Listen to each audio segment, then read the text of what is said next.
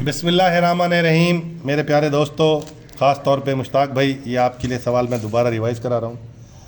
ये शाहिद नदीम साहब की किताब है कास्ट अकाउंटिंग की। आमतौर पे ये बीकॉम में यूज़ होती है, लेकिन जिनका सब्जेक्ट ये है वहाँ वो इसको पढ़ सकते हैं। अब एक सवाल हमने पढ़ा है, उसमें वो हमें सवाल में बताया गया एस्टिमेटेड एफवेज 1,60,000, estimated units 40,000, estimated material cost 2 lakh, estimated direct labour hours 40,000, estimated direct labour का 80,000 रुपये, और इसी तरह एस्टिमेटेड मशीन आवर्स हमें बताया गया 25,000। हमें कहा गया कि अप्लाइड रेट निकालें। Number 1, on the basis of material cost. इसका फार्मूला है applied rate is equal to estimated एफवेज डिवाइडेड बाई EMC, मतलब estimated material cost multiplied by 100। जैसा कि सवाल में हमें 1,60,000 एफवेज दिया गया एस्टिमेटेड, और मटेरियल कॉस्ट 2 लाख दी गई है। 1,60,000 तकसीम 2 लाख ज़रब 100 हमने किया, तो ये हमारा 80% रेट निकल आया।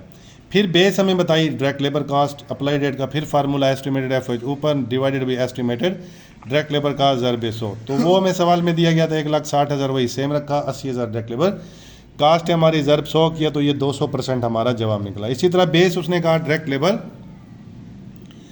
Labour hours. फिर हमारा अप्लाइड रेट का फार्मूला एस्टिमेटेड एफवेज डिवाइडेड बाई EDLH, यानी कि एस्टिमेटेड डायरेक्ट लेबर आवर्स। तो ज़रब 100 नहीं करेंगे क्योंकि ऊपर तो रुपीज़ वैल्यू नहीं, लेकिन नीचे जो है ना एक यूनिट है, वॉल्यूम है, घंटे हैं, तो पर आर पर यूनिट के हिसाब से रेट निकलेगा। 1,60,000 डिवाइडेड बाई 40,000 करेंगे तो ये 4 पर डायरेक्ट लेबर आर हमारा रेट निकल आएगा। नंबर 4 हमें बेस बताया मशीन आर MH, तो हमने अप्लाइड रेट का फार्मूला लगाया एस्टिमेटेड एफवेज divided by estimated machine hours.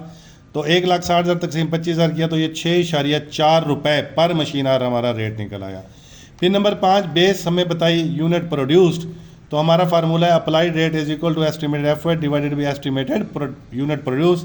तो ये 1,60,000 यूनिट प्रोड्यूस थे हमारे, 40,000 ज़रब 100 हमने नहीं करना, तो ये हमारा 4 पर यूनिट प्रोड्यूस हमारा रेट निकला। इसी तरह बेस उसने कहा कि प्राइम कास्ट को, पहले प्राइम कास्ट हम निकाल लेंगे, डायरेक्ट मटेरियल कॉस्ट DMC जमा डायरेक्ट लेबर कॉस्ट DLC, दोनों को ऐड किया 2,80,000।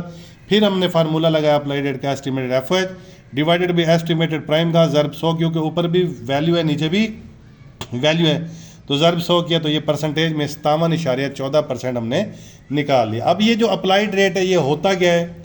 ये वो रेट होता है जिसकी बुनियाद पर हम अप्लाइड एफवेज निकालते हैं। अप्लाइड एफवेज किसकी बुनियाद पर निकालते हैं? कौन सी होती है?